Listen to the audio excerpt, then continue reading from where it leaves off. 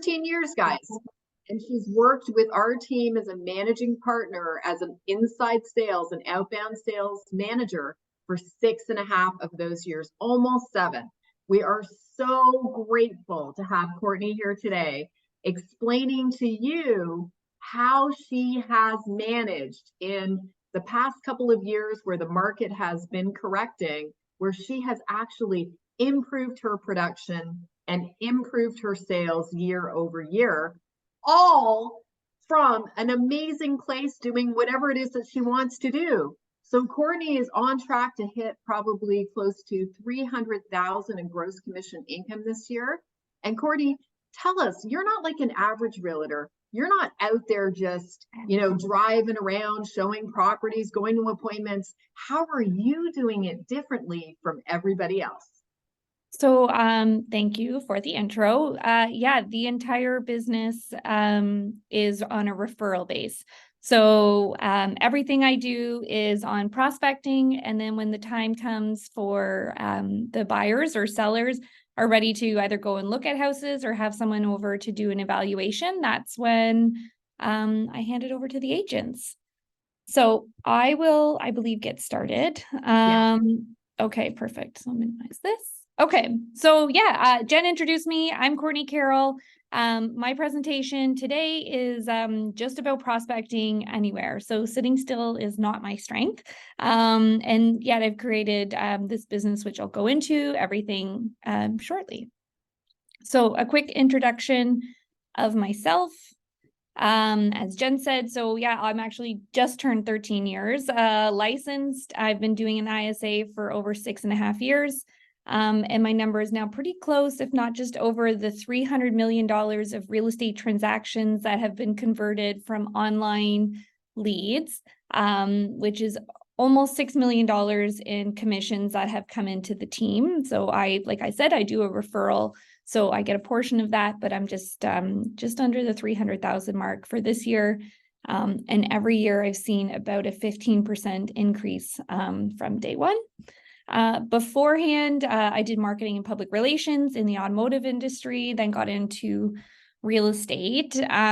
Just briefly about me and why I've turned to this is I do have 2 little girls, and I just kind of boxed in what I was willing to do and not do. It was important to me to be home for, before and after school. And so I created this business that allowed me to do that. Hiking, working out, reading, and not eating animals. And my favorite quote is just do it. And while I have a lot of high D tendencies, I'm actually just really an impatient S, I believe, is how it goes for everyone who's into discs. Okay.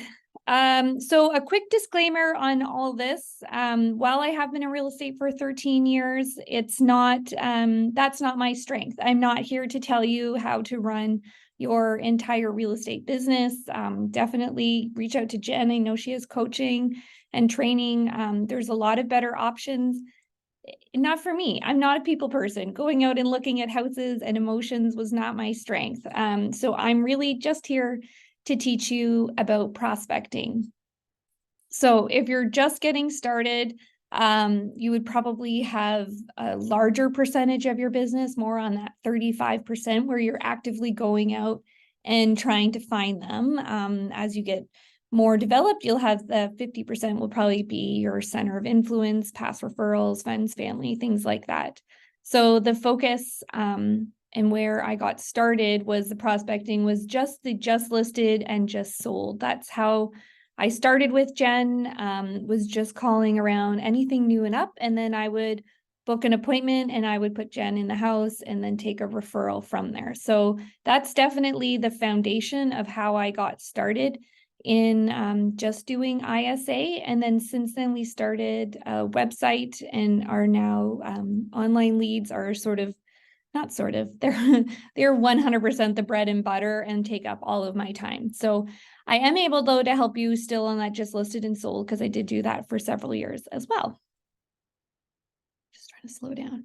Okay, so why I love online leads so much. I don't interact with a lot of humans, so it's nicer to find them online. I get along better with people I don't know, for one, but they're all joking aside, they're people who have raised their hands. They've gone out of their way to tell you that they're actually interested in real estate. So they've gone online, looked at houses, and put in their contact information. They may not necessarily be expecting a phone call. However, I mean, there's no denying that is what they've done. All buyers and sellers will go, 96% will look online at some point during the home buying process. And we'll see that number increase way more as we get younger generations who are actually buying houses. As well as the first step, it's going to be 47% before they reach out to agents or look anywhere, go to an open house, anything like that. 47%, the first thing they'll do is go onto a computer and look at houses. So talk to their spouse, said, yeah, we're ready for a new place. The first thing they do is go on to the website. And 67% of the people who go online will work with the the first real estate agent that they speak with. So if almost half of the population who buys a house goes online first, and 67% of those are going to work with the first real estate agent that they connect with, that's a huge portion of the market. So I want to make sure that that's me who's getting there. According to the Toronto Real Estate Board, 10% of the transactions started with an inquiry. So that's someone who came onto realtor.ca and filled in that little form. And then, agents tend to forget about those leads. That's what those are. 10% of the transactions, I think there was 70 some odd thousand transactions so far this year. So 7,000 started with an online inquiry, and you're not going to get a piece of that market unless you have a website that's attracting people and you're doing something with those leads, which I'll talk about. And then the industry average for leads that follow a proper program is a 12-to-1 return on investment. So every $1,000 that you invest, you should in turn make $12,000 of commissions from there. Not to brag, but I will. Our team is averaging about 16-to-1 over the course of the last 6 years. So every $1,000 we've invested in an online lead has turned into $16,000 commission, which is a crap load of money. And I think anyone would agree that anytime you have almost a guarantee in that, it makes sense to invest. And they work. People will tell you otherwise. However, I'm just here to assure you that after almost 7 years or 6 years of doing it, they do work. You just have to be consistent. Okay, this is very one way. Okay, so I have updated, we have seen the numbers fluctuate. Jen had mentioned, so this year, there was a lot of uncertainty that if I was going to grow, not just myself, but our department, as far as commissions went, which was a huge feat to have to swallow, not winning. And it required more phone calls. So the first 5 months of the year, I was still working with an old statistic from a couple years before, when it was so crazy busy and you were fighting off buyers. It took about 800 phone calls to find a deal. Saying that, it dramatically has increased. So you do have to work harder. However, the numbers, as I'll go into, are still very beneficial. So these are the new updated numbers based on 2023, where we're standing right now. So you're still having about every 10 phone calls that you make when you're calling online leads. The same goes if you are calling around just listed and just sold. It's pretty much an industry average for everyone, like home improvement company, all of those, they're all about the same. So 1 in every 10 people are going to answer the phone. So here's where the number changed dramatically. It used to take just about 20 phone or conversations in order to get somebody out to go and look at a home. And there's a little bit more uncertainty for everyone, and it's totally understandable. There are definitely reasons to still buy, but there's hesitation. So instead of 20 phone or 20 conversations to turn into an appointment, I'm averaging around 25 conversations. So those 5 extra ones, it adds on to the back end, but also not to forget, it's not like the 24 are garbage conversations.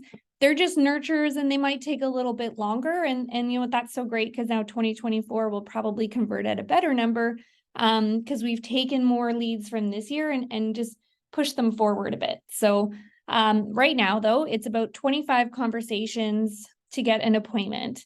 And your average, it should be less than 1 to 4. However, in a modest situation or more hesitation, maybe still not winning properties, it takes about 5 new appointments. So those are going out with 5 clients, 5 different clients in order to get a deal. So same thing as the previous one.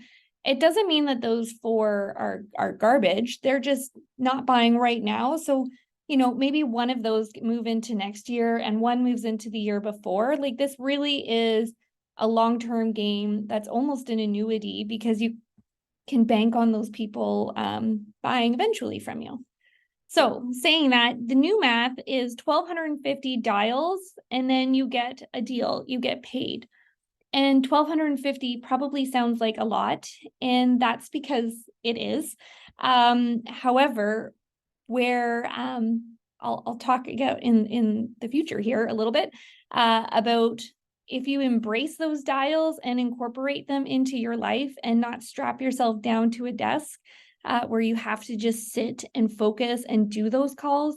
It's so attainable and it's so not easy, but simple. It's simple, it's hard work, but simple work. And so that's where I'm like passionate and excited for you to be interested in this because let's make that 1,200 dials like part of your life. And then it works out to making lots of money. Okay, so here's a breakdown for you're wondering about the 1,250 calls. So based on a mix, again, if you're calling just listed, just sold, these are still about those same numbers. Will actually be a little bit less. And then when you're calling online leads, so there's a mix. You're going to call people who you have never talked to before. Perhaps you have a database that has accumulated over the years of not necessarily nurturing well. If you don't have one and you're a new agent, like reach out to someone who does. Get creative with it. You could probably create your own income by offering them a referral to take their old database of leads that they haven't nurtured over the years and just give it a shot. So you are going to call people that you've never talked to, and those numbers you go quicker because they've never answered. They might not never answer you. And then you're also going to have those nurtures. Like I was saying, I have 25 conversations to get an appointment.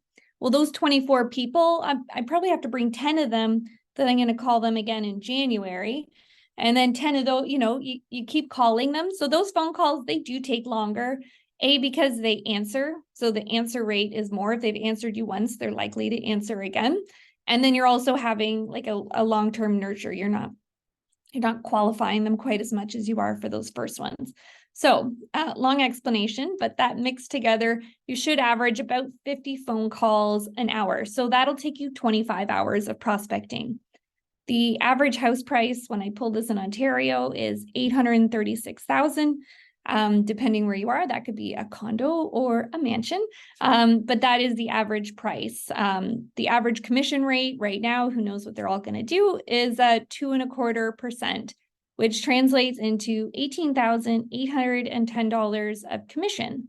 So if you're an agent who's calling and you're calling for yourself and you put in 25 hours of prospecting, you should, in theory, make $752 an hour, which is pretty decent money. Last time I checked, I think minimum wage is 18. So we're doing okay. And again, what we're doing while we're dialing, there's value there, right? There's something to be said about being able to make that money in your PJs if you choose to.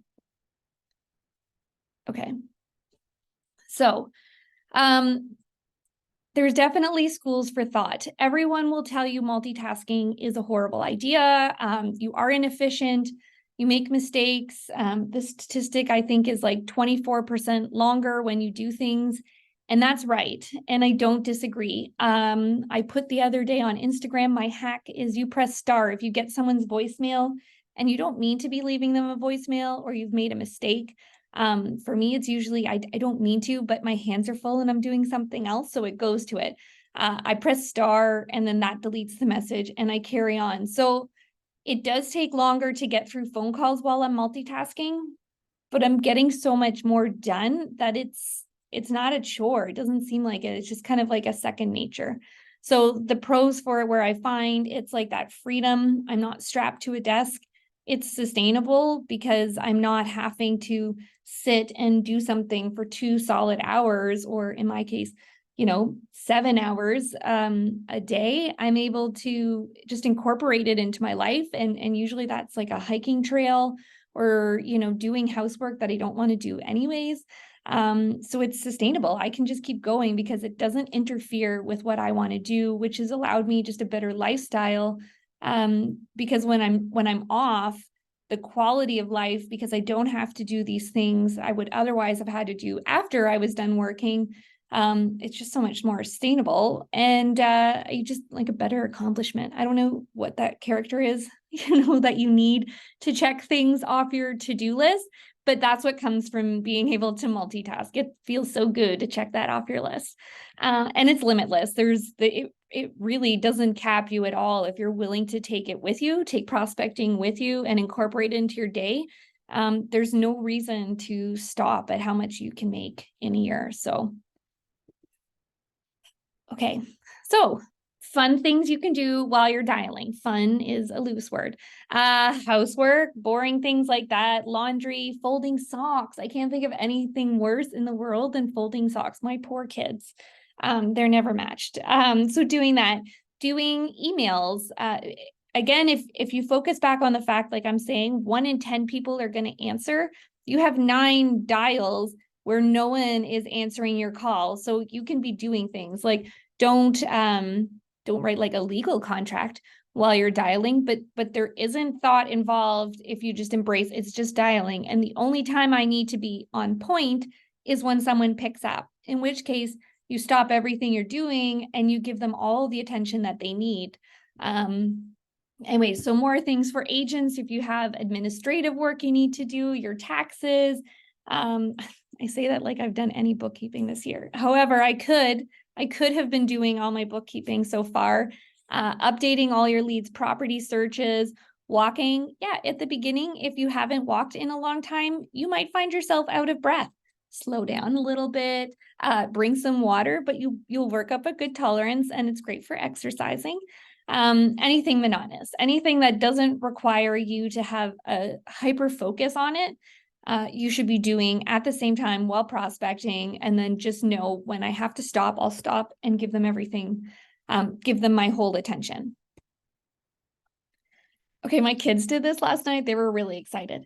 Okay, so things you should not do while dialing. These are all really great examples. And it's just like, use your common sense. And I say use your common sense. And yet every day at 2:00, I eat carrots and red pepper hummus. And that's almost always when someone answers. And so if you have had the joys of prospecting with me in person, you will have seen, the bite and then the like, oh, and you're spitting it out trying to talk. So don't do that while you're group dialing for sure. Just, have soup or yogurt, change your schedule, change your eating habits. But yeah, just use your common sense. You're not prospecting while playing the drums, going to the washroom. Some mixed feelings on that one. Anything like that, just, embrace it. Use your logic with that. Okay, so this is a whole lot of information all at once, like everything I know in 10 bullet points. Okay, so which probably should have come out once at a time so you aren't overwhelmed for those of you who can't pay attention. Okay, the best answer rates, statistically speaking, are from 8 till 10 in the morning and 4 till 6 p.m. And the best days are Wednesday and Thursday. And I keep those little asterisks beside it because the reality is I prospect at least 5 days a week and I prospect all day. I also do Saturday mornings, evenings, all mixed bags. The reality is just pick which times work for you and then do it. If 1 till 3 on, Friday and Tuesday are the only days that work, like don't not do it because of it. You just have to make more calls. It's not that, 1:00 sucks or doesn't work. You're not going to not make money. You just have to work a little bit harder. So for me, I'm available for dialing from 8:30 in the morning until 8:30 at night. I don't always call till then, but I will make those calls during those times. Protecting your dials. So as an agent, I know you'll get busy, you have home inspections, you have other things. Decide what times you're going to do and commit to it, and block around it.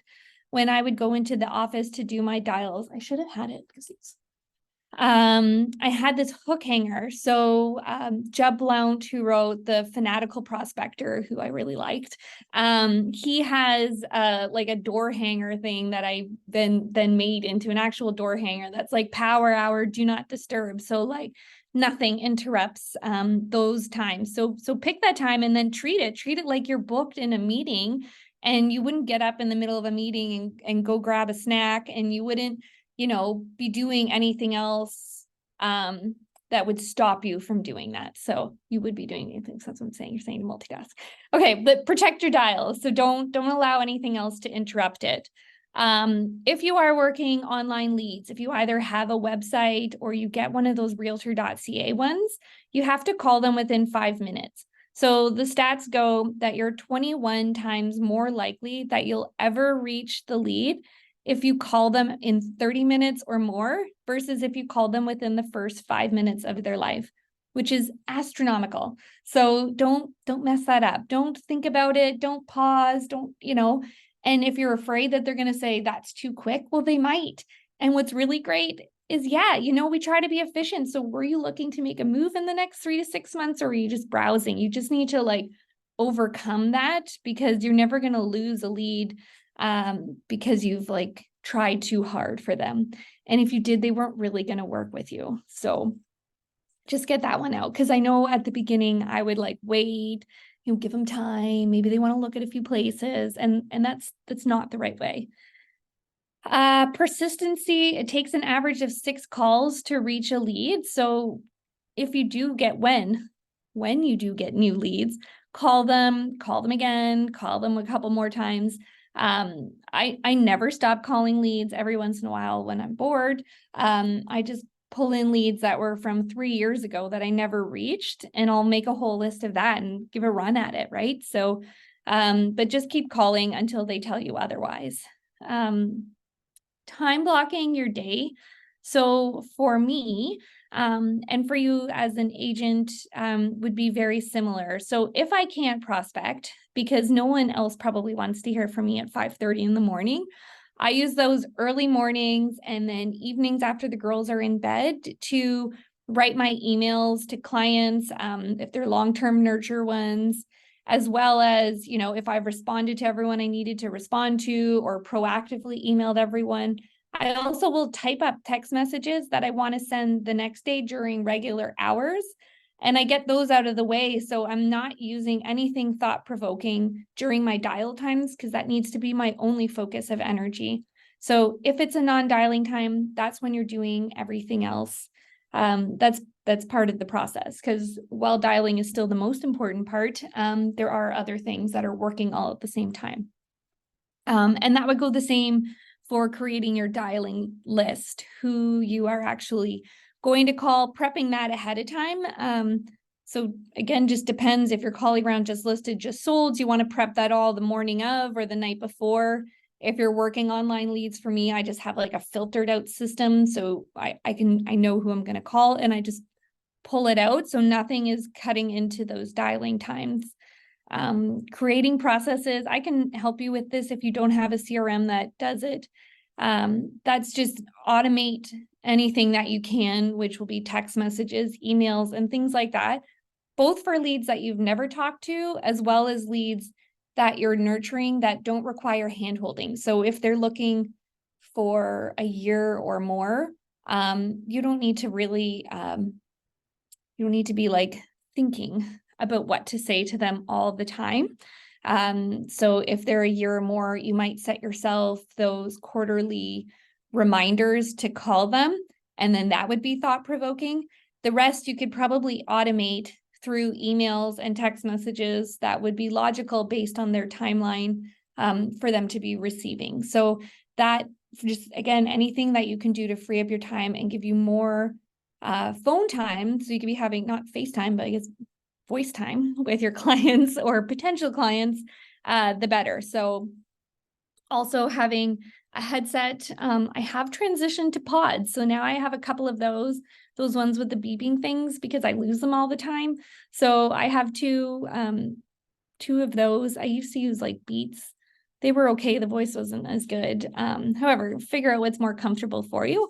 A dialing software is super helpful only if you actually are going to dial and you're going to dial frequently enough to justify it. So I'm pretty frugal.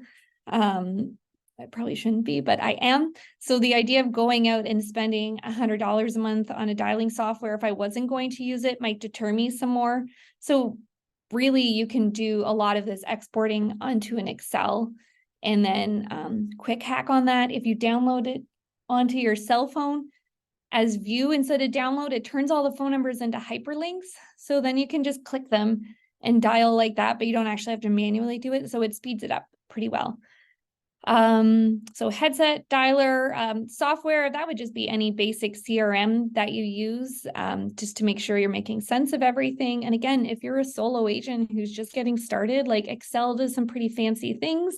So, yeah, make a snazzy Excel and a inexpensive headset, and don't even bother with the dialer. Just, you can track it all in there. Like, just, I don't want you to have any barriers to get into dialing. It's free. You can do it all for free. Consistent and realistic. It takes months. I had to hear a lot for the first 4 or 5 months of dialing about how it was my hobby. I had a new full-time hobby because it took time to get paid. And so you just need to kind of embrace it. Yes, we have had so many fun ones on the team. Like literally someone has talked to them that day, and like by Thursday or Friday, they've bought in a $2 million waterfront. There's been multiple ones of those, and those are amazing. I can just remember the ones, right? So there's not too many that happens to. So just plan for it and like embrace that that's how long it's going to take. And then motivation. I don't know how to motivate people. That's not my strength, but just figure it out and then keep it. Put your little picture. I used to have it. I don't know. My kids have ruined it. They've wiped it off. I have no idea what my goals are. I'm just noticing this. But yeah, so find another way to motivate yourself and just keep yourself going, because it can be monotonous. It can be trying, and it works, and it's super lucrative if you do it, when you do it. Okay. Whew, talking a lot. Okay, so travel and dial success. I told you I was frugal. And so for me, I also am a busybody, and I like to be out and about, and I love traveling. So I feel great when I go away and work for even just 2 or 3 hours a day. Realistically, I'll dial for 2 hours, and then I've also done that good old morning routine and evening routine every day. I mean, from like Dominican, I just got back from Portland, Mexico, everywhere we've gone. I've like, had breakdowns, I guess, because it was too cold and COVID-y here, and like moved to Florida for a month with my kids. So however, you can do all those things when you incorporate work, because I'm like, oh, I'm actually paying for my whole vacation while I'm here. Most providers will give you, it's called like roam at home, roam like home, things like that. It's $10 to $20 a day max. And that allows your cell phone to make as many calls as you want, like you were at home. And once you've made one phone call, it's the same as if you make 1,000. So you might as well do it. And then just time block it. That's where you would definitely want to focus on, okay, what are the best times, which we've said is the morning, which is extra great when you're like on the West Coast, because it's like 5:30 in the morning and I'm dialing, but it's 8:30 back here. So it's perfect. So time block those times, and then just give yourself that couple hours, and then it's like a feel good. It's like those morning workouts. You feel great afterwards, and it pays for your trip, because we've just done the math that it's over $700 an hour when you do it. Unless you're on a really fancy trip, I guess then it would be more. Okay, hike and dial. This is my ultimate favorite. Minus I ruptured my foot in July, so I haven't got to do my trails as much. However, I'm probably 10 to 15 hours a week on a trail, which if you're interested, let me know because I can tell you which ones have the best receptions. So if that's something you want to do, even just walking or hiking, I just love being there. And I have this big old furry mutt that also likes to be on a trail. So first you do have to master your scripts. You're not like, you don't want to bring that paper with you. So you have to have it mastered and you need to be able to just be comfortable with it. This isn't a place to learn how to dial. That dialing software system, Mojo on the Go, is a great one. We use Commissions Inc. because that's who we buy a lot of the leads from. That's the provider, so they have a system. Or like I was saying, the view of an Excel where you can just click your way through them. Good headset, find those paths and trails. There are some that are not great. And I don't want you to get to Algonquin and then be cursing me because you don't have reception. So like play around first. And then, yeah, just be safe too. So again, I said I have that big dog, so I feel comfortable that, he's my eyes and ears while I have a dialer in.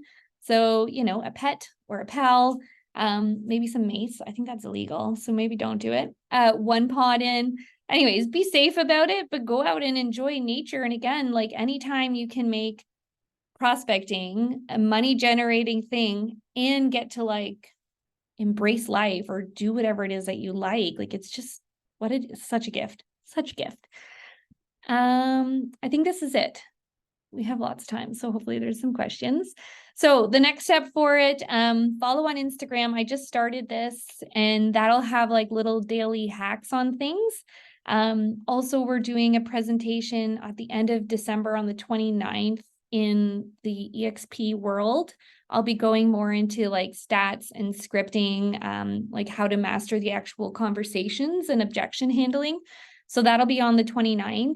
Also reach out to me if you want help with creating a schedule, like time blocks for what would work either as a real estate agent, or if you want to like move over to the world of ISA like me, and prospects merely just for a commission. We can help you out with that as well. Design your life, figure out what it is, box in what you want to do and what you don't, and then figure out how to make the most of it and start prospecting. That's it. I'm really early. I talked fast. That's it. No, We're going to this have is lots so of questions. great. So hi, everyone. I am Sarah Park. I work with Courtney on the team, and throw in your questions in the Q&A down below. So you'll see that at the bottom of your screen. I can't say enough how amazing Courtney is. I have worked with her even when she used to have that prospecting hanger on the door, and know well enough not to bother during power hours. So guys, I can't say enough how valuable it is to be able to grab information, pick her brain. We have her as a captive audience stuck with us on the call. So please throw the questions in the Q&A at the bottom. And I also just wanted to do a follow-up. Courtney, you mentioned the December 29th in EXP World. So as EXP agents, we have access. If you're from another brokerage, we still want you there. So we have the ability to send a guest pass if you would like to attend this extra training, bonus training, get more time with Courtney. Just reach out to her directly. We can set up a pass so you can still join in. This isn't exclusive to EXP agents. We want everybody jumping in here. And again, let's design our lives, right? Who doesn't want to make $700 an hour? I'm in. Yeah. Okay, so Q&As here. We have a few. So Heather had thrown in a question. So if you're on the go while you're prospecting, doing that hike and dial, like you said, and you stop when you get someone on the phone, are you capturing the information from them into a CRM? Like you're getting all these lead details. What do you do with it? Yeah, so that would go two ways. If you have a CRM, yes. If you're calling just from that Excel, like because you have a headset, you can like just keep your phone in front of you. I'm just typing into those Excel like into a little box and I'm writing notes. They're very like shorthand type things. So you can go back to it and afterwards. But yeah, it's just typing right into your cell phone. There's times where like the system, like my dial's working, but the internet isn't so great. And then I would just actually text to myself. And I text myself more than anyone else texts me. So I'd pull up Courtney Carroll and I'm texting like, Joanne said she wants to move in 4 months, and then I like text myself those notes so it doesn't get lost when technology is failing, which it tends to, especially when you're in the wilderness. That a text to myself works. I mean, I guess you could keep a notepad or something, but I don't think you're going to get into that. So text to yourself. If you have a CRM, so if I have Sync open, then I'll use that, or write into the Excel is probably the best ways. And then if you have to text yourself, it would just be, hey, when you're back at your desk, you're off from your hike, you would take all those notes. Then you go in. That's a good morning and nighttime activity is when you're cleaning up what you've done. I've been like at Wonderland and like booking appointments, and I have like, I don't, if a lead calls you back, because I'm calling hundreds of people a day, I'll get phone calls when I'm at like golf or not my golf, my kids' golf or hockey or like caught off guard. So that's a good text message to myself because I don't have anything prepared for it. And then it's like, whoever called me at 7 p.m. said this, like, because I don't know who they are. Text to myself all the time. We're great pals. So I'm just going to clarify on that. So if you got a call from a lead, you don't know who they are, kind of caught you off guard, you're out at Wonderland, whatever the case is. You're just putting in your notes, but because of your system, when you're back at your computer, you can see that, oh, that was John that called me. Okay. Contact card with the notes. Yeah. I've texted or emailed myself to let me know. Okay. Got it.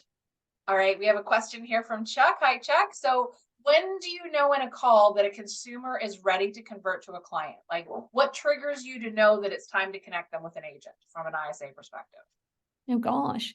Well, usually just when they're ready to go out and look at properties is when I will pass them over. So, this seems like a great time to go out and like look at properties, then I would move it over. Sometimes if there's someone who's looking for something maybe like super unique, I don't want to say like older people, but if there's someone who just like doesn't want to just browse at emails and stuff, I might pick a few agents and ask them to take over if it's going to require more handhold. Just because from like an ISA perspective, it's like a numbers game. And so I won't do as good of a job managing someone who needs a whole bunch of finite attention and specific property and has like a lot of high needs than maybe an agent who's managing, 20 clients. So, but for the most part, I try not to move them over until they're actually ready to go out and look at properties. So I'm going to throw in another follow-up question. I got you stuck with me, Courtney. Yeah. Why wouldn't you move them over? Like, why are you keeping those in an ISA bucket until they're ready to go out on showings? Mainly because it's already like can be confusing for them. So it's easier if Chuck's ready to go out and look at a house now. But if I'm like, talk to Chuck and I'm like, hey, everything's going really great. Yeah, here's Lisa. And he'll be like, whoa, wait a second. Where it's like, okay, amazing. I just want to partner you with Lisa because she specializes in Kawartha Lakes and I want to put you in the best hands I can in that area. That transition tends to make more sense. And then just from like a conversion, it's you've kind of already built this rapport and you've chased them down and, to hand them over when they're like lukewarm, it doesn't convert quite as well. And then the agents don't like me as much if I'm like, hey, do you want to do my job for a bit?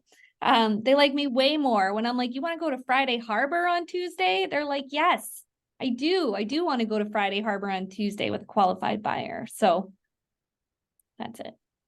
So it makes more sense with the conversion then again, so until you have that rapport built with somebody, if you're still just sending properties, they're not ready to go out, then you're not losing them because it's, hey, I'm moving you, I'm done with you, I'm moving you to somebody else. 100%. Yeah. And like, again, it's like only 1% or something are going to convert. So like, it's just also like, just trying to keep everyone moving along the best I can. So I end up with the most amount of people on conversion day. So it's no sense. I love that. And anyone who hasn't seen a back-end system, for a high C like myself talking about discs, her back-end and how she organizes leads would bring a tear to your eye. It's colorful. Okay, so guys, throw more questions in here. I have Lisa. So how do you, I love this. How do you handle calls where you don't know the answer to the question being asked? Client asks you something and you're like, oh, what do you do? Well, I pretty much know everything, so that doesn't no, I mean, I guess if it's like a specific question to a property, then let me think here through the role play. Yeah. What's the age of the roof? I'm not quite sure what the age of the roof is. Let me find that answer out for you, assuming that follows with the Tressa rules. But you know what? In the meantime, are you available this week or weekend to come and look at the property? So I try and get that like commitment at this. If I don't know the answer, I'm not going to fudge it. So it would be, let me find out that answer. And then in the meantime, are you available the next few days to come and look at that property? And then get some sort of commitment for it. And then that's usually where I would call an agent. If I'm not able to get that answer, then, hey, Lisa, can you call so-and-so? They want to go out this weekend, but they have a few questions in the meantime. So I at least get a little bit of a commitment from them and then go and try and find that answer. Not try, I do find it. So it sounds similar to me to the same with the objection when it's, hey, you called me so fast. You're still acknowledging the objection, and then it's that eye on the prize of what you're looking for with this lead. Like, what is the purpose of calling is to get that commitment. Yeah, because you'll also you want to qualify them. And I don't know, I'm using that word gently too, because you don't want to over qualify someone. You want to be open and have an abundant mindset for people also. But I want to qualify them and see do you want to go? Or now it'll be oh, well, I'll talk to my agent. You get that kind of, so it's a good way to figure out are you actually interested in this? When agents put properties, no offense if anyone does that for $1, and then they get I'll get 17 inquiries. Why is this house $1 in Uxbridge? I'm that one happens a lot, often enough. So anyway, so you'll have those ones, you'll figure out a lot of those answers, but I don't know where I was going with that thought. I don't know. You're figuring it out on the go, right? But it's eye on the prize. Right. An eye on the prize. But again, qualifying. So where that was it. The dollar one was sometimes people are just curious, and you know what? Their budget's $400,000 and they're saving for 7 years down the road. So I don't need to put too much energy into that. Yeah, it's great. Are you interested in coming to see in the next few days? And then they'll tell you all the reasons why they are or why they're not. And then that gauges, I guess, how much you put back into it. Huh? Well, and being efficient with your time, it sounds like you can't spend unlimited time with every single lead that comes in. No, you definitely can't. Okay. Do we have any more questions here, guys? Throw it in the Q&A. I'm going to jump in again, Courtney. So you had mentioned Fanatical Prospecting. I know that's a book that you're a big fan of. Is there any other recommended read, something that you would recommend to anybody else to jump into to expand their knowledge here? I mean, our team always loves that. What's the negotiation one with that radio show host voice guy? Oh, never split the difference. Never split the difference. That's a great objection one. And I just read this other $100 million lead. That guy he was really great. I didn't read that one. I listened to it.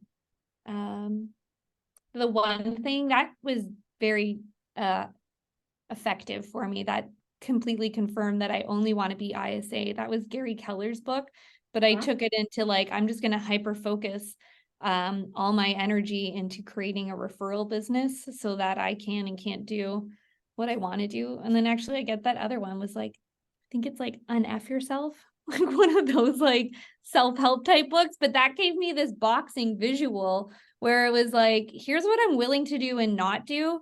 And you work with Jennifer Jones, especially at the beginning, and she's so great and so successful, and you want that. And it's you know what? I'm also not willing to do what she's doing, which is 27 open houses on a weekend and driving 20 hours a day and working, you know what I mean? So it was so I just need to release that and be okay. Be okay, I'm not willing to do it, so I'm not going to worry about it. What I am willing to do is wake up extra early and, but I want to be home at 4 for the kids' bus, and I want to put them on, and I want to do all these other things. And then I just maximize in there, no sense sitting and saying, I want to make $600,000, but I don't want to do any of the work. It's just a bad use of energy. So I do want to make a lot of money, and I'm willing to do all the work. I just need to figure out in this box that I'm willing to work in, how to maximize it. So that's what I'm doing. I love that. And I know as an example, I know you have booked lead appointments while doing your daughter's hair for recitals or for evening events there. Literally. So yeah, when those leads, when they like call in, and sometimes it notifies me. So it's like, or if I recognize someone's name, that's how I know, because we have like a 20,000 lead database. If someone's name comes up and I recognize it, I'm like, ooh, I have to take this one. And yeah, it was like on the phone doing hair for this ballet thing. And the girls know, they know the script, like verbatim. And then they also know that it's like, okay, we have to be really quiet for this like 2 minutes, because that's really all it is. It's interruptive of your day, but it's like I think your longest phone call ever is like 12 minutes. So it's a really small period of time, and then I get to go back and be on. So they know, yeah, I have to stop. I've booked this appointment, and I've texted Sarah because I'm like, I don't know what agent should be getting this, but like literally we're going on stage for the recital. So I knew what I had to do was book an appointment, and then I know that there's people who will take that and service it, which is part of this, the role. And yeah, so that has happened. And I think one of my first ones was at Canada's Wonderland, which Jen sold for like $1.8 million, which was amazing. So Woohoo! thank you, Jen. I love that about boundaries, right? You're working, hustling, you're working, you're taking these calls, and you're going to Wonderland with your kids, and you're going to your kids' recital and doing their hair and giving them that mom time. That it's both. Right. Yeah. Okay, I love it. All right. Do you have any other questions here, guys? Any other sage Courtney ISA wisdom you want to leave us on today? I mean, I just go back to just do it. Just yeah. Sometimes it sucks. Lots of times it sucks. And it works. And I don't know, if you just have to work harder right now. And I don't know, it pays off. Making great money is lots more fun than not making great money. If we're working hard and things are hard anyway, why not get paid? Yeah, really, honestly. Yeah. That's it. That's all I have. I would ask the question too, Courtney, just one last question from Jen. Like, who are you surrounding yourself with? Like, would you surround yourself with a bunch of people that are complaining about the market and, you know, everything's an issue, or are you being careful in terms of your mindset and protecting it? Well, that's kind of like a trick question. I don't really surround myself with anybody. I'm more of that like introverted who prefers the hiking trails to talking to it. No. But yeah, no, I like energies are like my thing. And I anyone who has like a negative energy, I definitely like repel instantly. So I only want to be around those uplifting people and who are optimistic, and then sassy all at the same time, which you can be. It's like me. Well, we're so grateful to you today, Courtney, for running this amazing training. And we are looking forward to everyone who's going to sign up for that last Friday of the month of December training in EXP World. So just message Courtney directly and we can get you an invite sent. And yeah, super excited to roll out Courtney's virtual training program, her coaching program for this, which will be launching mid-January. So you definitely want to be reaching out to get everything set up. Thanks for attending today, guys. Thanks so much. And don't forget to follow on Instagram, right? If you're scrolling on your phone, let's get content that makes your life better. Amazing. Yes. All right. Thanks so much. Take care, everyone. Have an awesome rest of your day.